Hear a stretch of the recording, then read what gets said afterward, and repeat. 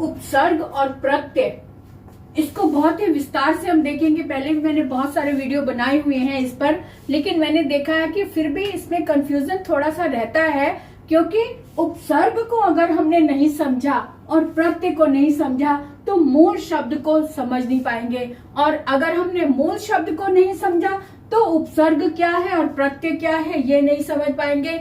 ये तीनों का मेल शब्द के अर्थ को बदल देता है। कभी तो ये विलोम बना देता है और कभी तो ये समानार्थक शब्द बना देता है, कभी विशेषण बना देता है, तो कभी चेष्टा बताते हुए भाव को बदल देता है।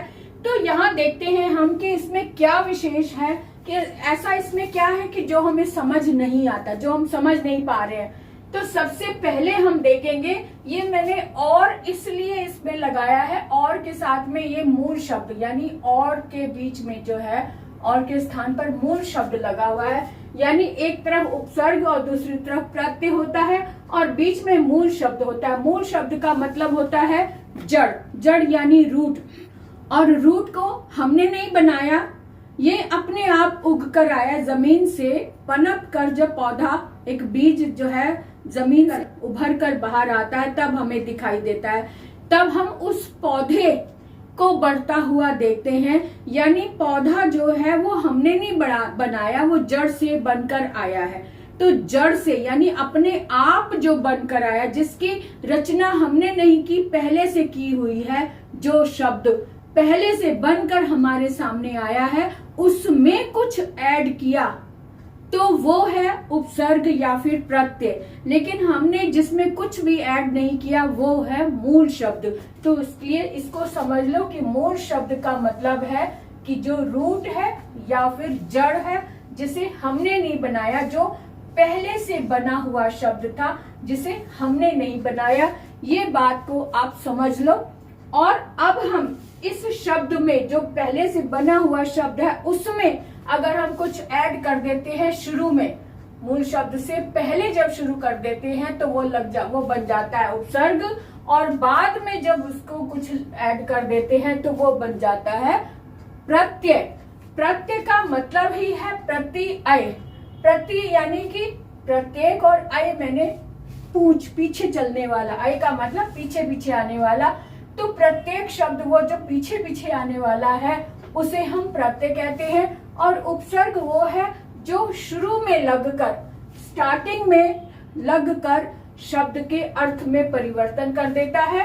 अब ये उपसर्ग जो है वो संस्कृत के भी होते हैं, हिंदी के भी होते हैं और उर्दू के भी होते हैं।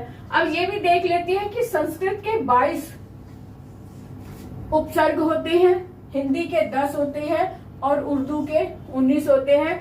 इन शब्दों को जब हम लगा देते हैं, जब संस्कृत के उपसर्ग इसमें लग जाते हैं तो वो तत्सम शब्द बन जाते हैं, यानी शुद्ध हिंदी के बन जाते हैं। जब हिंदी के तद्भव उपसर्ग जब इसमें लग जाते हैं तो वो हिंदी के आम भाषा में प्रयोग में लाने वाले शब्द बन जाते हैं, और जैसे ये उर्दू के शब्द लग जाते हैं तो वो उर्दू के शब्द हो जाते हैं। तो उर्दू के 19 उपसर्ग है, हिंदी के 10 है और संस्कृत के 22 है। इसी तरह से प्रत्यय है, प्रत्यय पीछे लगते हैं, पीछे लगकर जब अर्थ बदल देते हैं शब्द का, तब उसे हम प्रत्यय कहते हैं। अब इसको समझ लो कि किस तरह से इंग्लिश में हम प्रीफिक्स और सफिक्स पढ़ते हैं, है ना। तो प्रीफिक्स जो उपसर्ग है ये प्रीफिक्स है, जो उपसर्ग है उसे हम प्रीफिक्स कहेंगे। फिक्स में डबल एफ होता है, डबल एफ ही होता है शायद, है ना। और यहाँ पे ये जो प्रत्यय है इसे हम सफिक्स कहेंगे। और इंग्लिश में एक एग्जांपल दूं, जैसे कि प्रिंसिपल। प्रिंसिपल एक मेन शब्द है, मूल शब्द है। इस प्रिंसिपल से पहले अगर हमने वाइज लगा दिया तो वाइज प्रिंसिपल बन गया। तो वाइज जो है वो प्रीफिक्स है, यानी उपसर्ग है ना। तो प्रीफिक्स इस तरह से चेंज कर देता है, vice principal, principal vice principal. तो इसी तरह से हम शब्दों को बदल सकते हैं। और किस तरह से, इन मेन क्या है कि बच्चे मूल शब्द नहीं, बने हुए शब्द में से मूल शब्द को छांटना एक कला है, उसको समझना है और मूल शब्द का अर्थ इसीलिए मैंने स्पष्ट इसीलिए बताया है कि मूल शब्द वो होता है जो हमने नहीं बनाया, पहले से बना हुआ था, है ना। पहले से बना हुआ था जो शब्द, उसे हम मूल शब्द बोलते हैं। और उस ऐसे शब्द में से वो शब्द ढूंढो जो पहले से बना। अब यहाँ प्रत्यय में ही देख लो, प्रत्यय में प्रति उपसर्ग लगा हुआ है और अय इसका मूल शब्द है ना। इसी तरह से उपसर्ग में भी उप मूल शब्द लगा, उप जो है वो उपसर्ग लगा है और सर्ग इसका मूल शब्द है। इसी में ही उदाहरण हमें मिल जाता है। और हम उदाहरण देखते हैं कि किस तरह से हम पहचाने कि उपसर्ग कौन सा है, मूल शब्द कौन सा है और प्रत्यय कौन सा है। हम इसके उदाहरण देखें, जैसे कि ये मूल शब्द के नीचे जो लिखे हैं ये मूल शब्द है, उपसर्ग के नीचे जो आ रहे हैं ये उपसर्ग और इधर प्रत्यय आ रहे हैं। तो इनको देखते हैं। अतिरिक्त, अति उपसर्ग है, रिक्त मूल शब्द है, तो इसको शब्द क्या बना इसका, अतिरिक्त। इसको हम इस तरह से लिखेंगे जोड़कर, अतिरिक्त।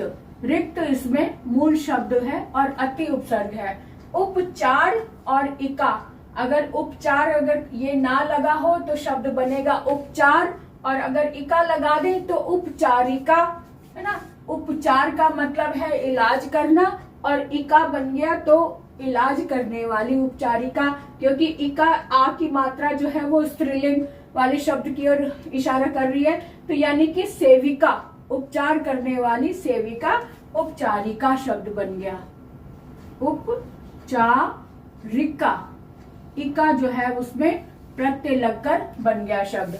अब जैसे उप मूल शब्द, उप जो है उपसर्ग है, कार मूल शब्द है और क अगर लगाए तो ये प्रत्यय हो गया। अब इनको जोड़कर शब्द बना उपकारक। उपकारक, उपकार का जो है ये इसका मतलब है ये करने वाला, कार्य करने वाला, तो उपकार यानी भला और क करने वाला, भला करने वाला, उपकारक हो गया। इसी तरह से आक्रमण, आ उपसर्ग लगा हुआ है और क्रमण इसका मूल शब्द है, तो इसको शब्द जब हमने जोड़ा तो शब्द बना आक्रमण। आक्रमण, आ का मतलब होता है आना, बुलाना। क्रमण का मतलब है हमला, तो आक्रमण का मतलब हमला करना, अपनी ओर हमला करने वाले को देखकर हमला अपनी ओर आता देखना, यानी आक्रमण। या हम जाकर आक्रमण करें, आक्रमण का मतलब होता है आक्रमण, दोनों साइड की जो सेनाएं हैं एक दूसरे की ओर जाती है और भिड़ती हैं, तो वो आक्रमण, आक्रमण। बेकार, बे जो है वो उर्दू का उपसर्ग है, बेकार अगर उसमें लगा दिया तो बन गया शब्द बेकार, है ना। इस तरह से हम शब्दों को जोड़ते हैं और इनके शब्दों में थोड़ा परिवर्तन हो जाता है। उस परिवर्तन को देखकर हम समझ सकते हैं कि इसका क्या अर्थ हो गया, है ना। तो इनके अर्थों को समझना है, इसके उपसर्ग, प्रत्यय और मूल शब्द को समझकर इसके अर्थ में हमने इजाफा करना है, यानी कि इसके अर्थ को समझकर हमने वाक्य में जोड़ना है, लगाना है। तो ये अभ्यास पर आधारित होता है, जितना अभ्यास करेंगे उतनी ही हमारी प्रैक्टिस होगी, उतनी ही हम इसमें भाषा में परिपक्व होंगे। तो आपने देखा कि जो उपसर्ग यानी प्रीफिक्स और प्रत्यय यानी सफिक्स, सफिक्स यानी पीछे जो लगता है, पीछे पीछे पीछे आने वाला, यानी कि पूंछ जिसे कह सकते हैं, पूंछ वाला काम करता है जो पीछे शब्द लगता है। लेकिन इनका अपना कोई अर्थ नहीं होता जब तक ये अलग लगे हुए रखे हुए हैं प्रत्यय, उनका अपना कोई अर्थ नहीं होता। जब ये जो शब्दांश है वो किसी न किसी मूल शब्द में जब लग जाते हैं तब उनका अर्थ बनता है। ये भी एक ध्यान रखने वाली बात है। इसी तरह से उपसर्ग, उपसर्ग जो होते हैं वो वास्तव में अव्यय होते हैं, अव्यय वाले शब्द होते हैं जिनका अर्थ अपने आप में उतना प्रभावी नहीं होता। जब ये मूल शब्द में लग जाते हैं, जब मूल शब्द में अव्यय लगता है तब उस अव्यय को उपसर्ग का नाम मिलता है, और उपसर्ग का नाम जब मिलता है तब शब्द में, मूल शब्द में अर्थ को बदल देता है, परिवर्तन कर देता है ये उपसर्ग लग के। तो इसको ध्यान से हमने समझा, महसूस किया, और मुझे लगता है कि अब भूलने वाली कोई गुंजाइश नहीं है। और मुझे आप कमेंट करके जरूर लिखें कि आपको कितना समझ आया, या कोई शब्द आपके पास ऐसा है को सॉल्व नहीं हो रहा आपसे, तो कोई भी शब्द जो सॉल्व ना हो रहा हो वो आप कमेंट बॉक्स में लिखकर पूछ सकते हैं, आपको उत्तर जरूर मिलेगा। तो अगले वीडियो तक के लिए हम आपसे विदा लेते हैं, लेकिन अभी तक अगर आपने सब्सक्राइब नहीं किया तो जल्दी से सब्सक्राइब कर दो, लाइक कर दो। लाइक करके मुझे जरूर बताएं, जो लाइक करना होता है वो मेरे मनोबल को बढ़ाता है। लाइक करने से पता चलता है कि आपको वीडियो पसंद आया, और कमेंट करके क्लियर हो जाता है कि आपको मेरा वीडियो कितना पसंद आया, या आप कुछ पूछना चाहते हैं, या जो भी आप बात करके कमेंट के माध्यम से आप मुझसे संपर्क कर सकते हैं, यानी कि बात कर सकते हैं। तो आज के लिए इतना ही, विदा लेते हैं, बाय बाय।